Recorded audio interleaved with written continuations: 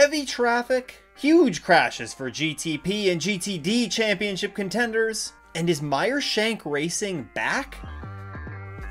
Look, it's no secret that Meyershank Racing has struggled since the Rolex 24. Since they were hit with a massive penalty coming out of the Rolex 24, they've been pretty well behind the 8 ball when it comes to the championship. As if the massive points penalty, the fines, and the team member suspensions weren't enough, the team would go on to struggle to 3 consecutive 6th place finishes in the GTP class. Finally, they'd be able to kind of put the train back on its tracks and get back on the podium with a 3rd place finish at the Glen. But the real question was, were they going to be able to carry this momentum with them north of the border? Well, the weekend started off great for them as they were fastest in free practice 1, and in second practice, they were in second only to the other Wayne Taylor Racing Acura. And as things progressed to qualifying, it was the number 60 Meyershank Racing Acura that would take the pole with Tom Blomqvist behind the wheel. In fact, they beat out the sister Acura of Wayne Taylor Racing by just about 8/100ths of a second. And the next closest competitor was the number 31 Action Express Racing Cadillac that was 2/10ths behind. Meanwhile, in LMP3, it was Gar Robinson just continuing to put on a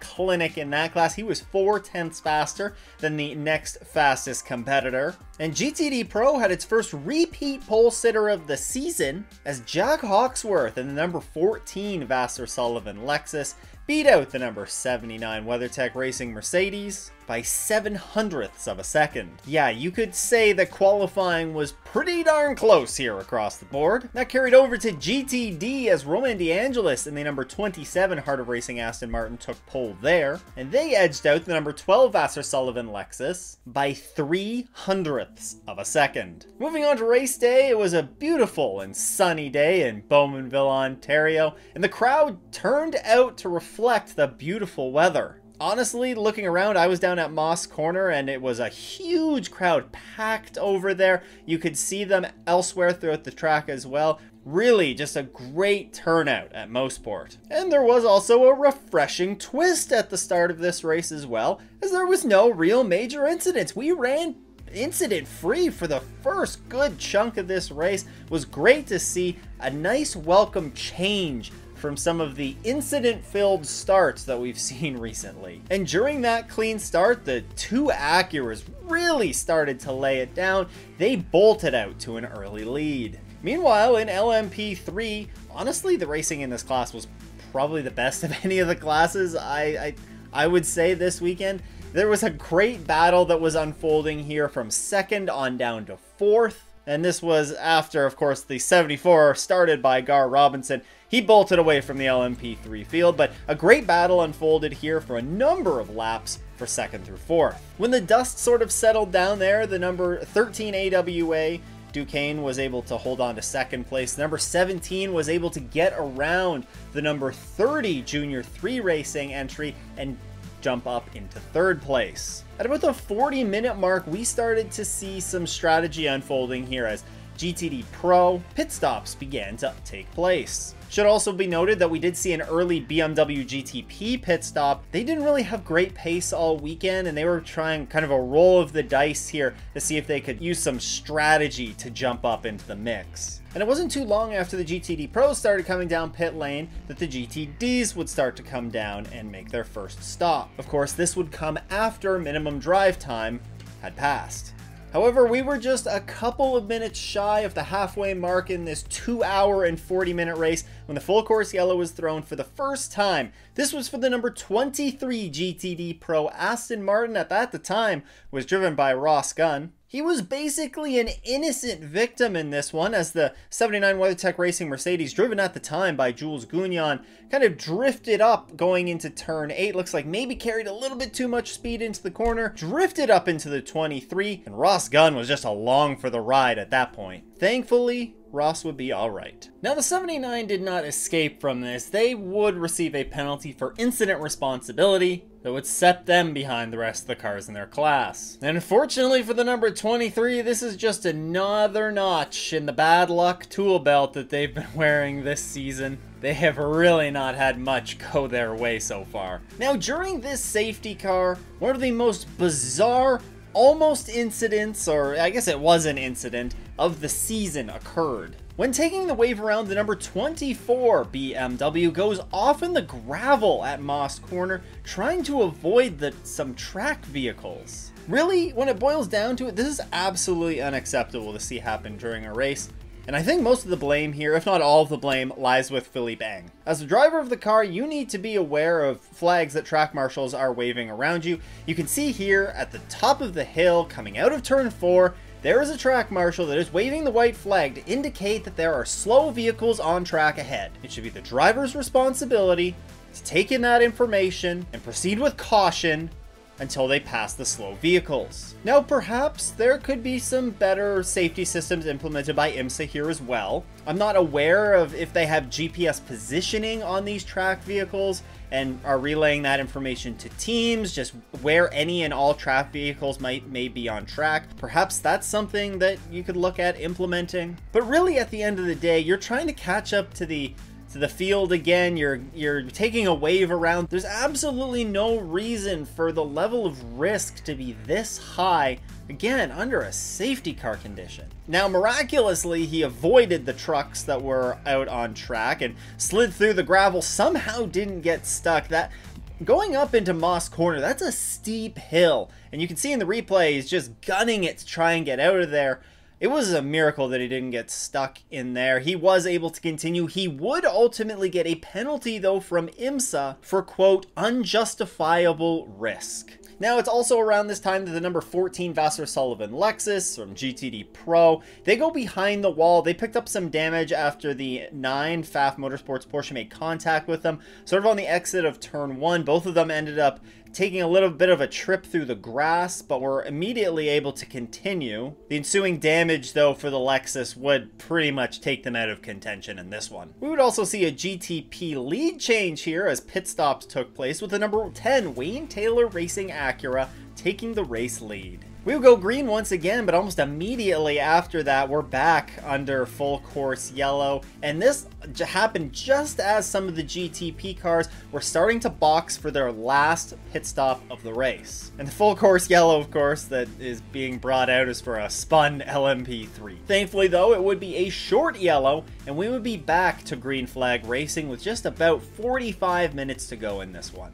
However, just about 10 minutes after going green, we would be under yellow once again. This time, it's for contact between the number 96 Turner Motorsports BMW and the other Lexus, the number 12 GTD entry. Number 96 would get some front suspension contact here. After they made hard contact and spun the Lexus out in Moss Corner, they would be stranded there, unable to continue. And that's what would put us under full course yellow. Number 96 would be assessed an incident responsibility penalty, not like they'd be able to serve it or anything, they were out of the race. And the pit stops that would ensue allowed some teams to take advantage of this yellow. One team, though, that did not is that number 60 Meyer Shank Racing Acura. They stayed out to see if they could make it to the end and manage their remaining energy load. We would go back green with 25 minutes to go, and it wasn't shortly long after that that the number 57 Windward Racing Mercedes would encounter a tragic, it didn't end their race, but it essentially ended their race for them. They picked up a punctured tire after they were second in class, and they were forced to come down pit road. It took them out of contention in GTD. As a matter of fact, the GTD attrition rate in this race was actually incredibly high. Not too many cars ended up finishing on the lead lap there. The puncture, though, would not lead to any sort of a yellow or anything, and we would stay green with the number 60 that Meyer Shank Racing Acura that had regained the lead, now being driven by Colin Braun.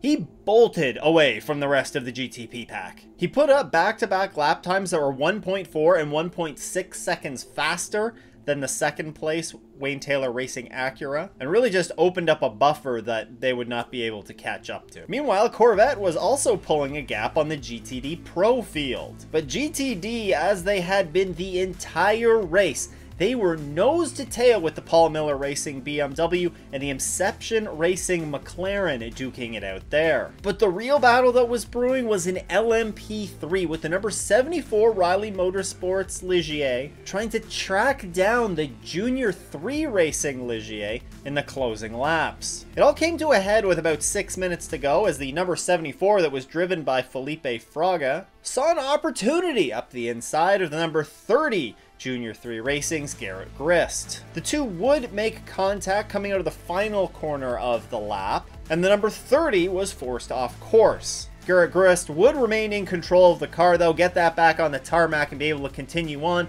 but he would lose the lead. Now Imsa would look at the incident, but ultimately they deemed there to be nothing worthy of a penalty. And this would ultimately determine the LMP3 battle, as just moments later a full course yellow would be thrown for the final time in this race. This time it was for a huge impact with the 01 Cadillac Racing entry, driven at the time by Renger van de Zande. He was forced off into the grass by the number 24 BMW, going down the Mario Andretti straightaway. He had absolutely no opportunity to slow down here. He was just skidding across the grass, and he ultimately went into the tire barriers very, very hard. Yet another massive accident for Renger after that Spa incident the other month, but thankfully he would emerge from that car okay. Augusto Farfus, who was driving that car at the time, would be assessed an incident responsibility penalty and would ultimately bring it home 8th in class. Now this full course yellow would end the race with Tom Blomqvist and Colin Braun winning in the GTP class with their number 60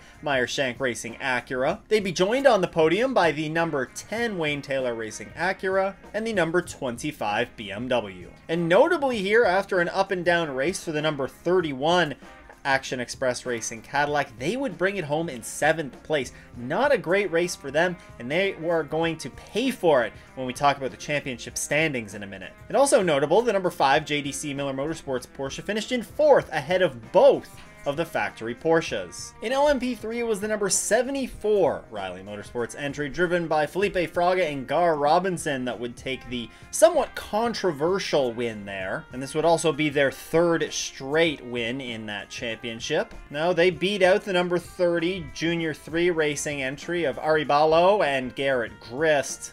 And the two drivers post-race were asked about the little run-in that they had. Fraga essentially said that Grist left the door open, he saw the opportunity, he went for it, and then Grist came down and turned in on him. Grist, meanwhile, said, "It's pretty clear what happened, so there's not much to say. I raced Watkins Glen clean, here I raced clean. I guess I know how we can race, though. There's 3 rounds left." This may not be the end that we see of this little developing feud for the end of the season. Rounding out the podium was the hometown team, number 17 AWA Duquesne, with yet another solid finish this season. In GTD Pro was the number 3 Corvette, who led the final 45 laps en route to victory. Antonio Garcia and Jordan Taylor were able to beat out the Pfaff Motorsports number 9 Porsche, who was really absent in terms of speed all weekend, but managed a great race and were able to walk away from this with a great result. The number 79 WeatherTech Racing Mercedes rounded out the GTD Pro podium. And in GTD, it was a dominant performance for the number 1 BMW of Paul Miller Racing, driven by Madison Snow and Brian Sellers. They led 79 of 111 laps en route to victory. The Inception Racing McLaren would come home in 2nd, and it would prove to be a big day for Brandon Aribe in the Bronze Cup standings. He now leads Gradient Racing's Sheena Monk by almost 200 points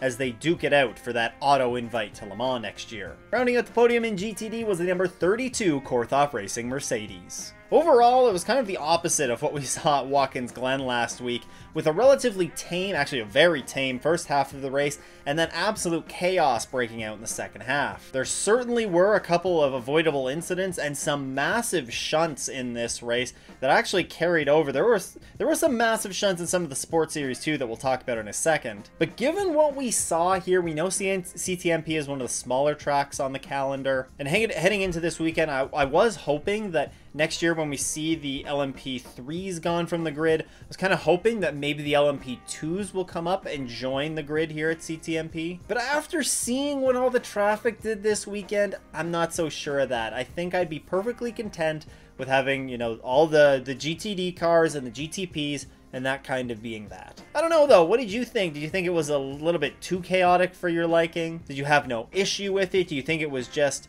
drivers being a little bit reckless out on track? Let me know down in the comments. As I mentioned, there were a number of support series races this weekend as well. In the VP Racing Fuel Sports Car Challenge, race 1 went to hometown driver Jonathan Woolridge in the P3 category. Meanwhile, Michael Cooper took home GSX honors. The talking points from this race, though, were the crashes. There was a huge wreck in the P3 class for the number 28 in the run-up to Moss Corner. It looks like he just loses it under braking, and then from that point on, he was along for the ride. There was also a tire that broke free from the car during the impact, and thankfully that was caught by the catch fence. And I wasn't able to find any confirmation on this, but I do believe that the driver was checked and released. Meanwhile, in the GSX class, there was a huge wreck there as well, as Mark Siegel on the exit of turn 8. Not really sure what happened, but he went around hard into the concrete barrier. This was a huge hit and the car was destroyed after this one. He was very slowly taken from the car and transported to a local hospital. He was awake, alert, and in good spirits though, according to the team. Race 2 though, thankfully was a little bit less eventful, with Dan Goldberg picking up the win in LMP3. And in GSX, it was a dominant performance from Gregory Lafuge. Michelin Pilot Challenge was also in action, and in that race, it was the number 95 Turner Motorsports BMW that ended up crossing the line first. However, in post-race inspection, there would be 2 penalties that would be handed out that would demote that car to the back of the GSX standings. That gave victory to the number 50 Toyota Supra of Parker Thompson and Billy Johnson. And this was actually a debut race for that team in the Michelin Pilot Challenge, Hattori Motorsports. The battles in the GSX class were great, and it really came down to a fuel mileage strategy at the end. Really, we weren't sure who was going to make it and who wasn't at the end of this one. In TCR, it was Mikey Taylor and Chris Miller in the JDC Miller Motorsports Audi that took the win there. Fuel mileage was also at play here, and they actually had a great battle with Robert Wickens in the number 33 Brian Herta Autosports Hyundai in the closing minutes. They would ultimately get past Wickens, and almost immediately after doing so, Wickens dove into the pits, kind of unsure if this was to top up on fuel. I also saw a report that they thought they might have had a tire going down as well, so they were trying to play it safe. Ultimately, that number 33 would still hold on for a second place finish. Moving on to the championship point standings in GTP, it's the number 31 Whelen Engineering Cadillac that still leads here with 1,872 points. They have a 10-point lead back to the number 25 BMW M Team RLL entry. And a further 19 points back from them is the number 10 Konica Minolta Acura. Quite the battle brewing here in GTP. The same cannot be said for LMP3 though, as the number 74 Riley stands in first with 1,115 points. They are 181 points ahead of the number 17 AWA Duquesne, who have 934. It is a little bit closer in GTD Pros. The number 14 Vassar Sullivan Lexus has 2,110 points. That's a 96-point gap to the number 79 WeatherTech Racing Mercedes. And in GTP, Paul Miller Racing, they're starting to run away with it here. They have 1,974 points. That is a 212-point advantage over the number 27 Heart of Racing Aston Martin, who have 1,762 points. The one thing that I will say about the GTP class though is, even though that points gap is huge right now, it's just one bad race. One bad race because that grid is so large, and that could swing that entire championship and open it right back up again. As for some exceptional driver performances in this one, in GTP, I gotta call out Alexander Sims. He drove 59% of the team's laps, and he had the second fastest average lap time, only losing out on that to Ricky Taylor. In addition to that, he also posted the fastest lap of the race. I said this after Watkins Glen. The number 31 entry has been so strong this year. They're performing well, and I know that they didn't get the finish that they wanted to in this one, but man, oh man, I really think that they're shaping up to be one of the front runners for the championship. In LMP3, Garrett Grist had a great performance. Even though he was on board in the car for that little scuffle between Felipe Fraga at the end of the race, and they didn't end up winning. I mean, at the end of the day, I also think that the 74 probably should have been penalized for that. I don't know if I'm a huge fan of that move. But regardless, he was lightning in that car all day long. He turned it on at the end of the race like you really needed to, and ultimately came up just short. For GTD Pro, I think Frederick Schandorf deserves an honorable mention here. He had a great run in the number 70 Inception Racing McLaren. But for me, it was Antonio Garcia that really put on the strongest performance in this class. He did a great job managing the second half of this race for Corvette, and ultimately breaking Corvette's winless drought that dated back to last year. And lastly, I want to give a big shout out to Roman DeAngelis, the silver rated driver, put in a great ride here. According to the B-Pillar report, he was mixing it up right there with many of the pro drivers, both gold and platinum drivers in the GT classes. He really had a strong performance here this weekend, and it's a shame that they couldn't have gotten a better result. As a matter of fact, I will link to the rest of the B-Pillar report in the show notes below. I highly recommend you go and check it out. It is very interesting to see sort of the relative driver performances coming out of the race. Well, the Acuras really put up a good show this weekend, showing lots of speed. And ahead of next season, there is going to be one of those Acura teams that's going to be expanding their operation to 2 entries. You can learn all about Wayne Taylor Racing's planned expansion right here. A huge thank you to all of the Patreon supporters. If you too want to support the show and get a little bit of a behind the scenes look at the channel, then you can head over to patreon.com/OffInTheS's. Once again though, thanks for tuning in. I hope everyone has a great race weekend. It doesn't go off in the S's.